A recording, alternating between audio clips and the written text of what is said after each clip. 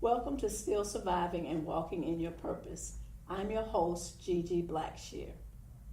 Purpose is the thing that we strive for, the aim or the goal.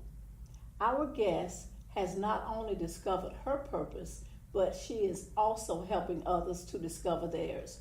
Please welcome to our show, Monique Rogers.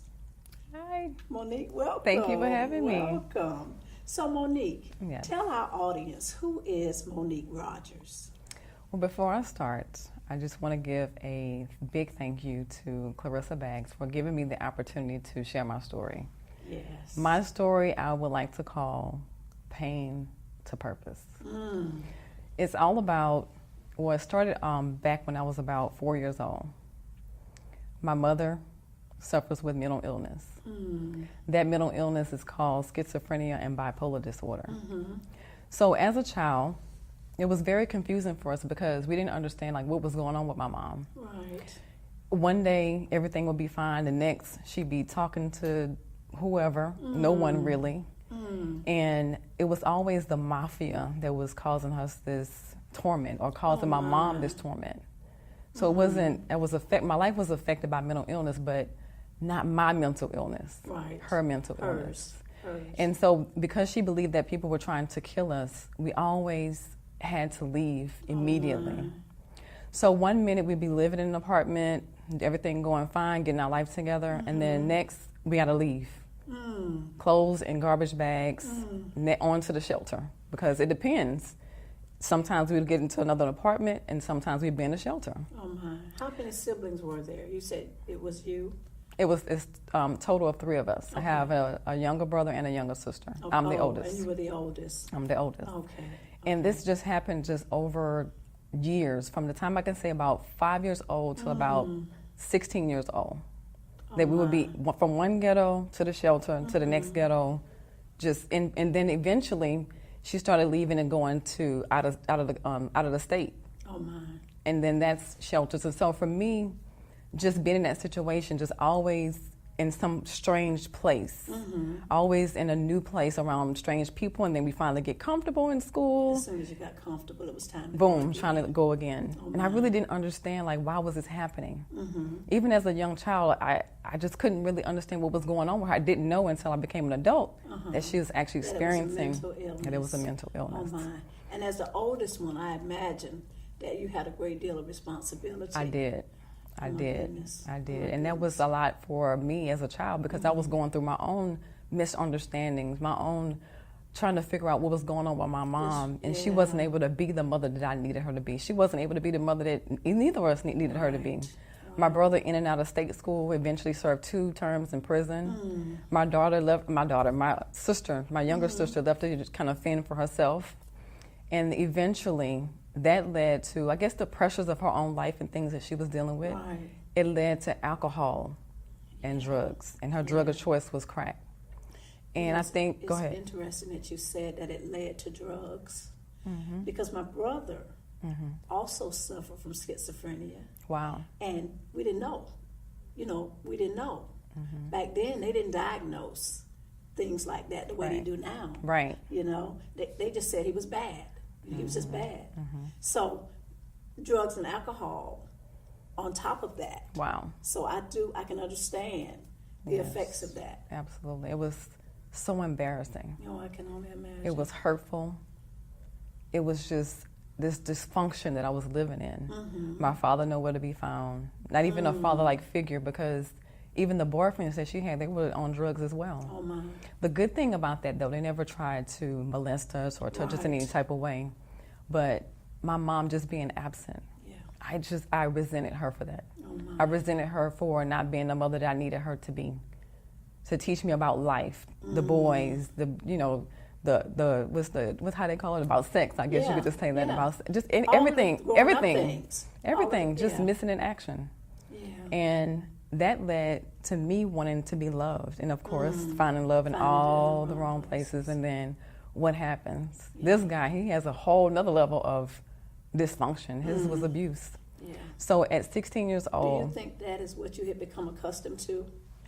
Was it that was the new normal for you? You know what? I never was comfortable in the situation. I never settled in it. Right. Like it was my own, because I remember looking at my mom. It's got to be something better. Yeah. That was my word. Yeah. It's got to be something better than this. It can't just be the Huxtables on TV. Yeah. It can't just be, the white people that's living like this. Right. There's got to be something better than this. Better. And I know that I made a vow to myself. I don't know where it came from. I've been thinking about this. Like, what hope did I pull from? I have no idea. Yeah. I just know that. My question: how were you able to move through that? How were you able to still manage to do the things that you need to do, to go to school, to do? What was the thing, the catalyst that allowed you to be able to move forward? In that particular situation at the time, I'm a dreamer. I'm still a dreamer. Oh, yeah. I would daydream for hours about how I wanted my life to be and how it was going to be. But to completely move myself from that situation, the first initial step was a series of different things along the journey, was to move myself from the environment. So after I had gotten with the guy who was abusive, he was abusive in every way, mentally, physically, sexually, and that just destroyed me as a person. Yeah. And I didn't turn to drugs because it was all around me. And your mom is gone, right? When your baby is 16 years old, but her live-in boyfriend is 21 years old. Wow. It's just all there. Yeah. It could have been so much worse. Yeah. But I just believed the lies. It was like my choice of drug was self-destruction. I believed the lies. I believed I was worthless. I believed there was no future for me. But at the same time, it's like I believed these things, and I had all this resentment and anger towards my mom. Right. And I was wondering why I never tried drugs myself to numb the pain. Because I hated what it did to my mother. You saw I hated what it. Done to her. I hated the way she looked. Yeah. I hated the way she smelled. I hated the way she treated us. Yeah. And I vowed to never be that type of mother. It's amazing that was the direction that you chose.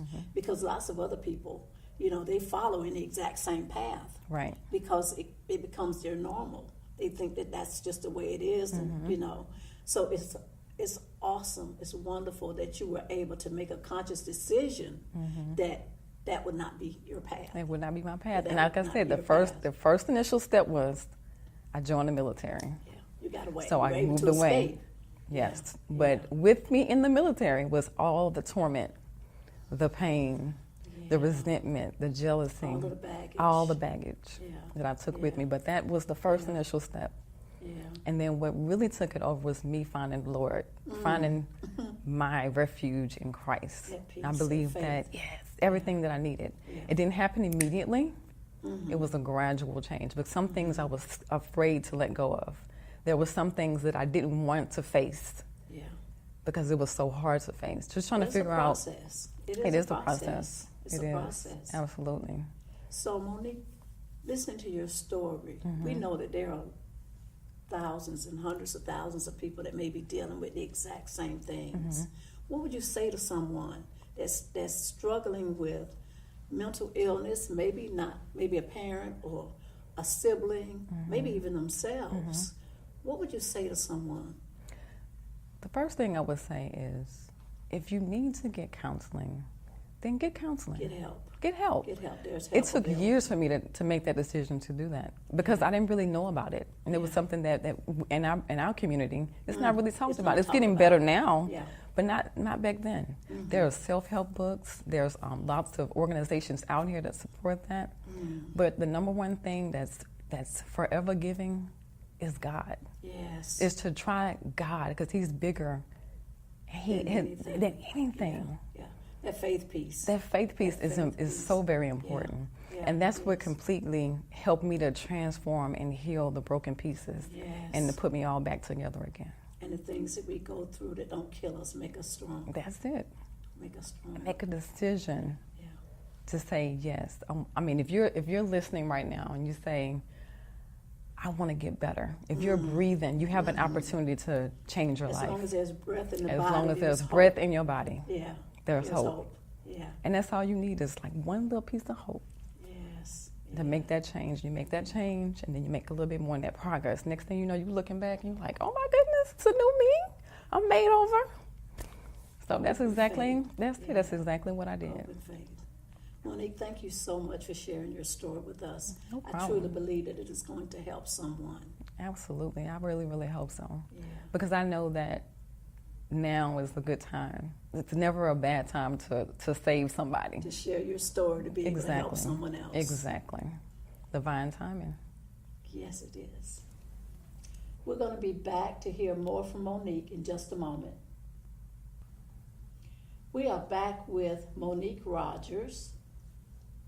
Monique, tell us, what's next? What do you have coming up? What do I have coming up? Well, in the beginning of the story, I told you about a lot of different things that I had experienced. Mm-hmm. And through it all, I was able to found an organization or begin an organization called Metamorphosis Women's Encounter. Metamorphosis Women's Encounter is an organization really geared towards women to empower them mind, body, and spirit. I love the We name. like to, this metamorphosis, transformation. Yes. Yes. You think about the little caterpillar and then how it just flourishes and metamorphosizes into a beautiful butterfly. And that's how I see myself. And I want to also inspire other women to develop that transformation as well and to embrace their authentic self. Yes. Because I know that for me, it really helps my marriage and my relationships. Metamorphosis, we host so many different workshops. We've hosted some in the past. We have some coming up soon. We'll have that on our website, which is www.mweinc.org. And we'll have all of our information there. You can read more about Metamorphosis and other things that we've done in the past. Is it open to anyone? Yeah, well, women. Yeah. It's geared towards women. However, we are looking to kind of venture out in teen girls, maybe like 13 to 18. Oh, that is awesome. To kind of get them while they're early. Yes, yes. Before they get into, all the different things that the world has out there. Well, they're going to be into it anyway, but, just to give them some positive reinforcement. Oh, that is wonderful. Yes. That is wonderful. And so needed. Yes. So needed, because if you can get them when they're at that impressionable age, right. At 13, and lots of times, you experience a whole lot by Yes. the time you got to 13. Yes. But to have someone to say, Yes. I care about you. Yes, because I feel like if I had that, my life would have been so much different. would have been However, I do understand why I went through what I went through. Yes. For this very moment right For this here. moment. Yes. And that's what it's about. When you think about all the things that you went through and all of the things that you had to deal with, I believe, and this is the world according to Gigi, but I believe that everything that we go through, God uses those things in order that we can be a blessing to somebody else. Yes. So he doesn't cause those things to happen, Right. but for whatever reason he allowed it. He allowed it. But he uses all It's of those for a things for a bigger purpose. Yes. When you think about the patriarchs in the Bible, all of the things that they went through, Right. they went through those things in order that they could be in position to be used by God. That's and I it. believe that is what he is doing with Metamorphosis. Metamorphosis. Yes. Yes. So thank you so much for sharing your story with us. Tell us again how we can get in touch with you, how the audience can get in touch with you. Again, I am Monique Rogers. I am also on Facebook.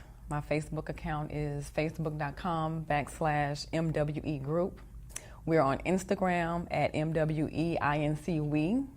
And we're also, again, the website is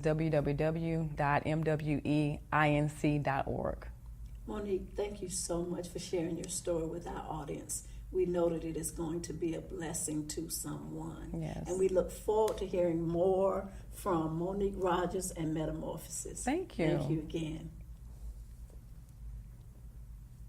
Next, we're going to hear from Dr. Mia Wilson with some additional resources. We are back with Dr. Mia Wilson. Dr. Wilson, welcome back to our show. Oh, thank you. Dr. Wilson, after listening to Monique's story of of dealing with mental illness. Now, in her story, her mother